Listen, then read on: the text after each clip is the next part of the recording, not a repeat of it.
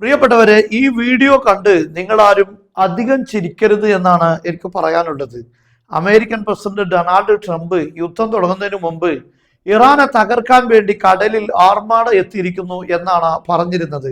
എന്നാൽ കഴിഞ്ഞ ദിവസം ഇറാന്റെ പ്രതിരോധം തകർക്കാൻ വേണ്ടി ഹോർമുസ് കടലിടുക്കിലേക്ക് കടന്നത് അമേരിക്കയുടെ പ്രസിഡന്റ് പറഞ്ഞ വളരെ പ്രധാനപ്പെട്ട അമേരിക്കയുടെ 3 ഡിസ്ട്രോയറുകളാണ്.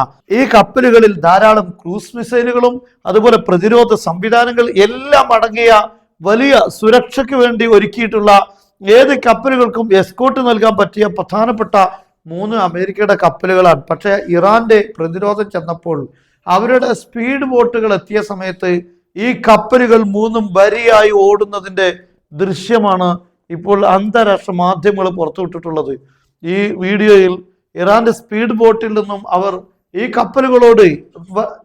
കപ്പലുകൾക്ക് നേരെ ആക്രോശിച്ചുകൊണ്ട് അതിനെ ആട്ടിവിടുന്ന ശബ്ദവും നമുക്ക് ഇതിൽ കേൾക്കാൻ സാധിക്കും.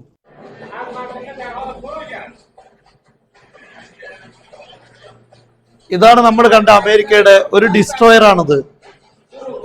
മറ്റു 2 ഡിസ്ട്രോയറുകൾ 3 ഡിസ്ട്രോയറുകളാണ് ട്രംപ് ഹോർമുസ് കടലിടുക്ക് പിടിക്കാൻ വേണ്ടി ഹോർമുസിലേക്ക് എത്തിച്ചിട്ടുള്ളത്. അത് ഇറാന്റെ സ്പീഡ് ബോട്ടിൽ നിന്നാണ് ഈ സംസാരിക്കുന്നത്.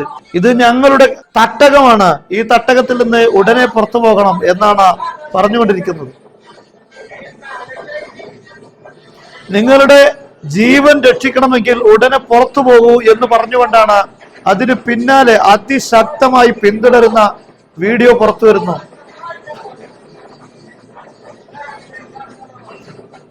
ഇതിന് തൊട്ടു മുന്നിലായി ഈ 3 കപ്പലുകളെയാണ് നമുക്ക് അവിടെ കാണാൻ സാധിച്ചത്.